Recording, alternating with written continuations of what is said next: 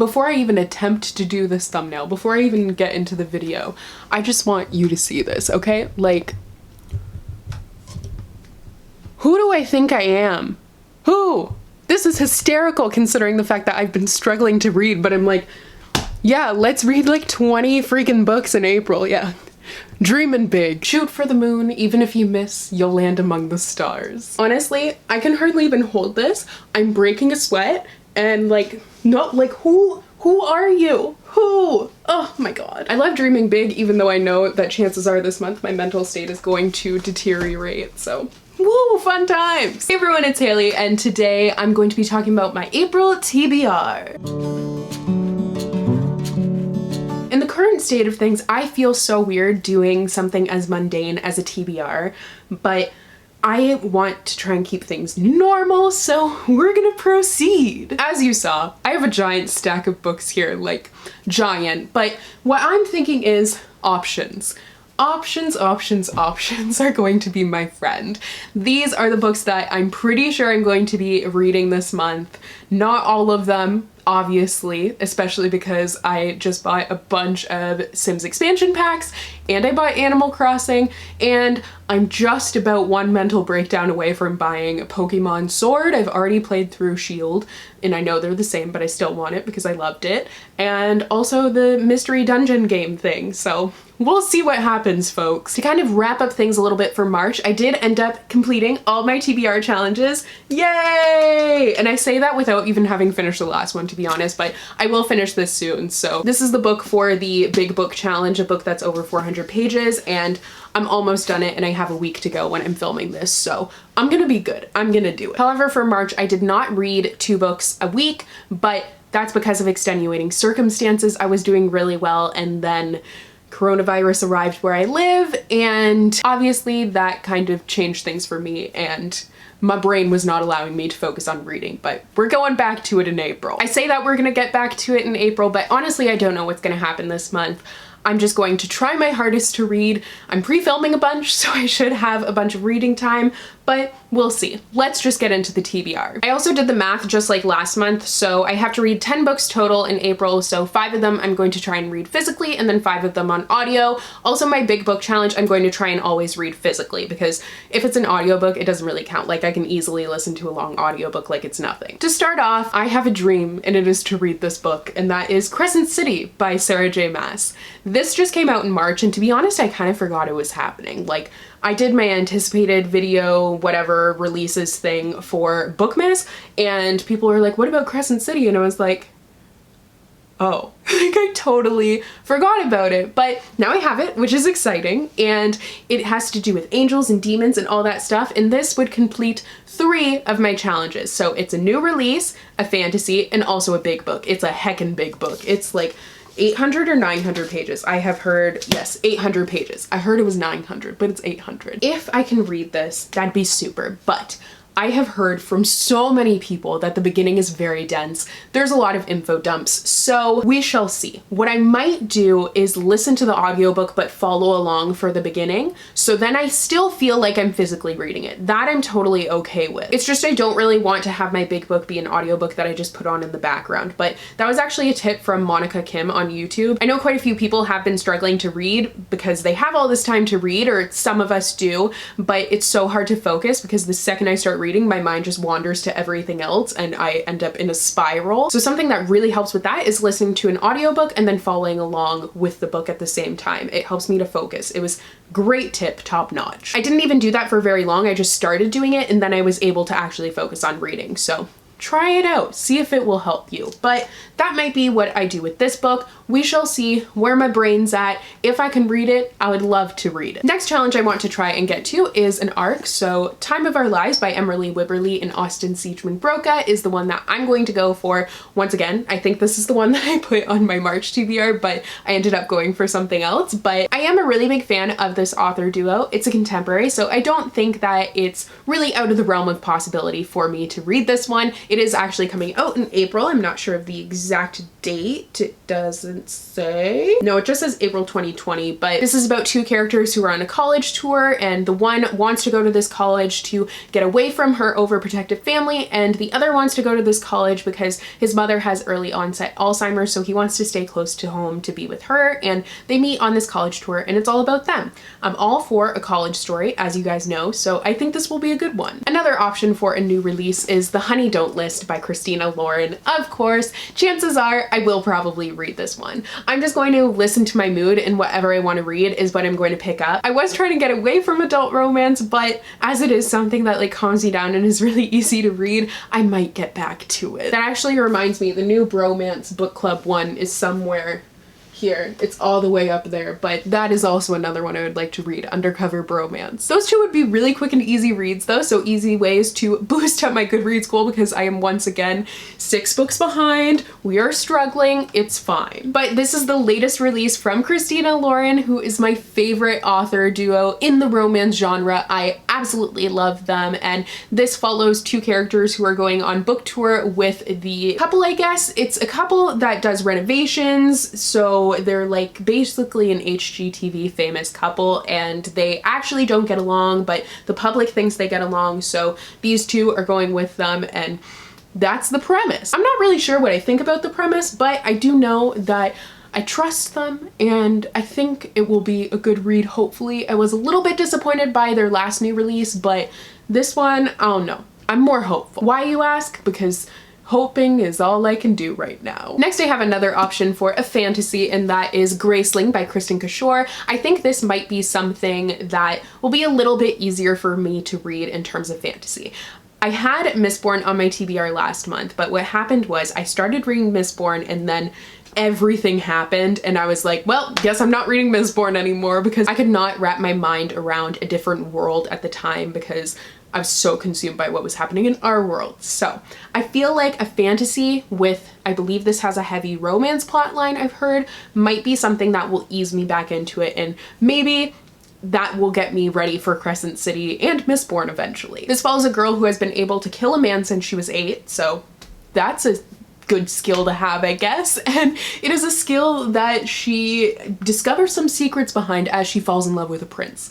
So definitely romance in there, and I don't really know what that synopsis is trying to tell me. Like, how can she kill him? Like, never said anything, but I guess I'll have to read it and find out. Finally, for my like kind of established TBR challenge books, all the other books on my TBR could also accomplish different TBR challenges, but these are just kind of the ones that are at the top to try and get to those. But the final two challenges are a sequel and a backlisted book, and I want to finally go for TheReluctant Queen by Sarah Beth Durst. This is another fantasy, but it's one that I would listen to on audio, so it would be a little bit easier for me to get through, and playing Animal Crossing is like the perfect time to listen to an audiobook. Also, playing Sims is a great time to listen to an audiobook, so definitely got lots of listening time. This is the sequel to The Queen of Blood, which I read so long ago, and I have the final 2 books in this series, which is the sequels that I'm going to try and prioritize are the ones that I have more than one sequel, because like, why? Why do I have more than one if I haven't even read the second one? That's ridiculous. I would like to speak to past Hailey and be like, yo girl, get it together. And I know I wouldn't, because I cannot ever get it together. This is an adult fantasy. It has such a cool world to escape into. It's like this natural world filled with spirits, and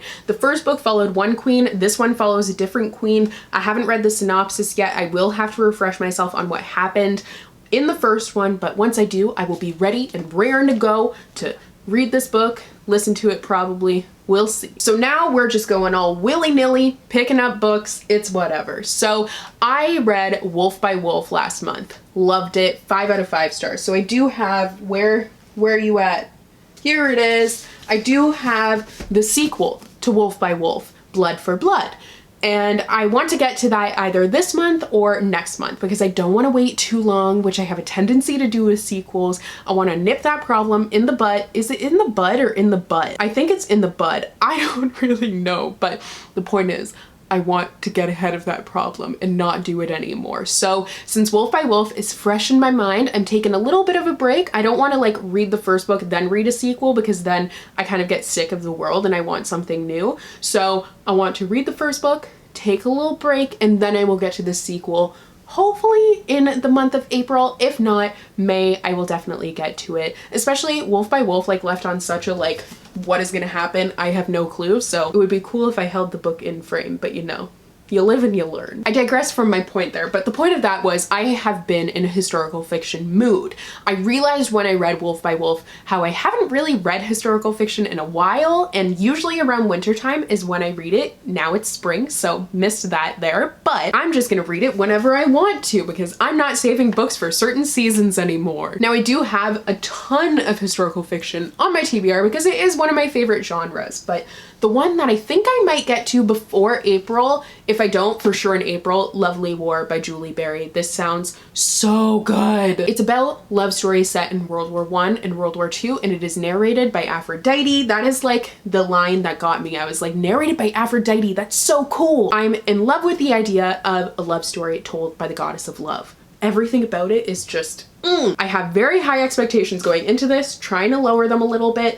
Think I might try and listen to the audiobook next week, which will be still March, but if I don't get to it then, the first week of April probably. I'm going for the audiobook because someone said it had really cool jazz music in it, and that sounds great to me. I actually have another Julie Berry book on here, so I don't know how many books she has, but I have 2 of them. Wow, almost dropped it. Nailed it. The Passion of Dolssa is the other one. This is set after the Crusades in France. That's a time period and a location combination I've never read before, but it's about a girl who has healing capabilities and she is on the run because of that. So don't know what that means really, but I've heard amazing things about this book as well as Lovely War, so maybe I'll just read all my Julie Berry right now. There's seriously so much historical fiction on this TBR. But next is The Fountains of Silence by Ruta Sepetys.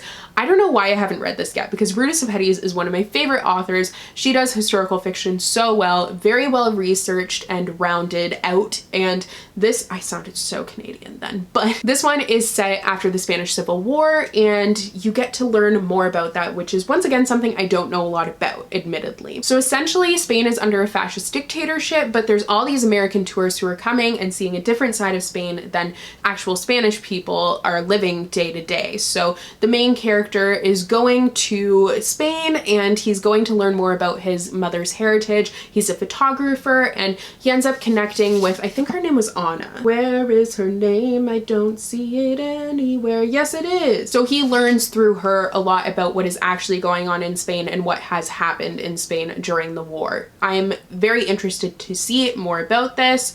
It was so anticipated and like, I was so excited for this book. Why didn't I read it? I don't know why I'm like this, but like self-destruct. Next is The War Outside by Monica Hesse, another one I was really excited for because I loved this author's first book, which was The Girl in the Blue Coat. That one though, I did have a connection to because it was set in Amsterdam during World War II and my family is Dutch, so it was like learning a lot of the family history that I had. I said that sentence in a weird way, but this also follows a very interesting and important topic. It is set in an internment camp and it follows a Japanese girl and I don't know what the nationality is of the other girl. German American. So they have both been put into this internment camp and they meet at the high school there, and that's just kind of the setup for the story. I think it's going to be a bit of a more difficult read, but definitely one that I'm interested in. The last historical fiction that I have here is Orphan Monster Spy by Killeen. This is one I've once again meant to read for a while. Broken record here, but I think this one reminds me of Wolf by Wolf, which is why I'm kind of gravitating toward it now because it's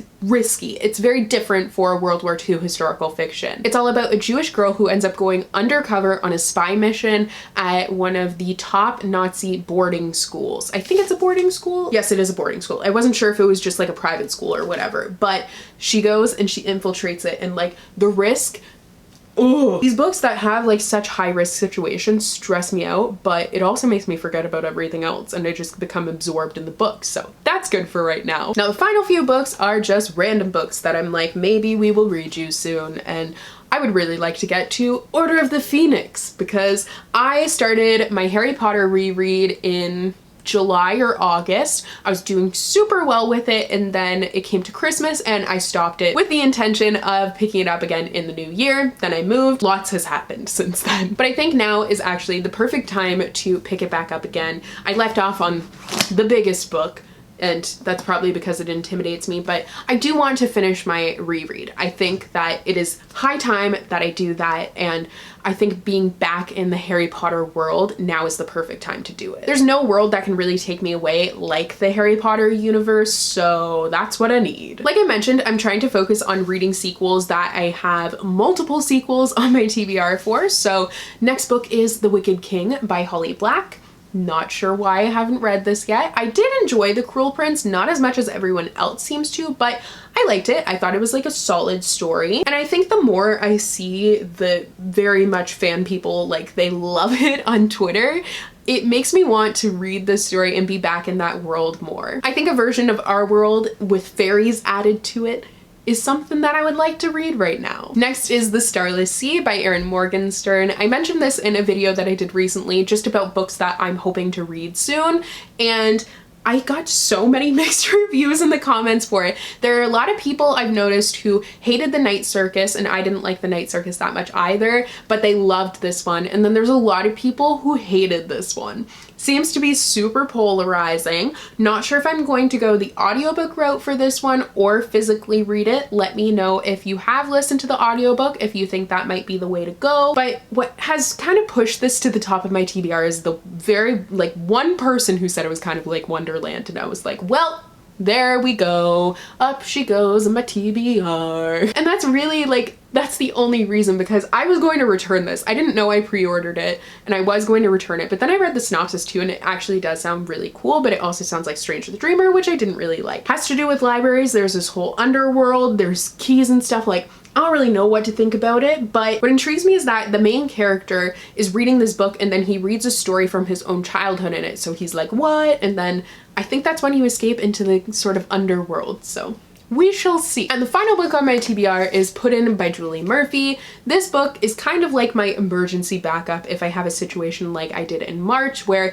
I haven't gotten to a book that's 400 or more pages, and a backlisted book as well. Like, basically if I haven't gotten to a book that's 400 or more pages, because this book is surprisingly more than 400 pages. I don't remember exactly how many. Let's see. 427 pages. Like, what is with these chunky contemporaries? I'm gonna eat them all up right now because I can't get to fantasy right now. So I'm just gonna be like, well, let's read all the contemporaries. The big ones, that is, to get that challenge done. But I've had this for so long.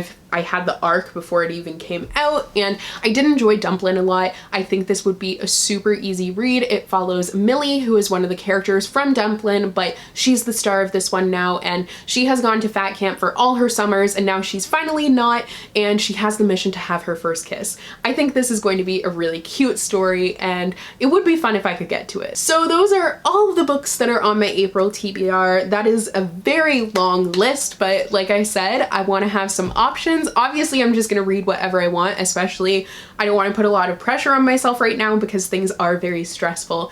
I want to kind of take it easy, go with the flow, and see whatever I'm feeling like reading. That's what I'm going to pick up. But I'm super excited about all of these books, so they do have a high chance of being read very soon. Hopefully in April. We'll see. But please do let me know what is at the top of your April TBR. I would love to know. I hope you are all staying safe and happy and healthy, and despite the circumstances are doing as well as you can. I will see you guys in the next video very soon. I also hope you enjoyed today's video and are enjoying the fact that I'm trying to put out a little bit more content for you guys as much as I can, as long as I'm able to. That is my plan. So thank you so much for watching, and I will see you in my next video very soon. Bye!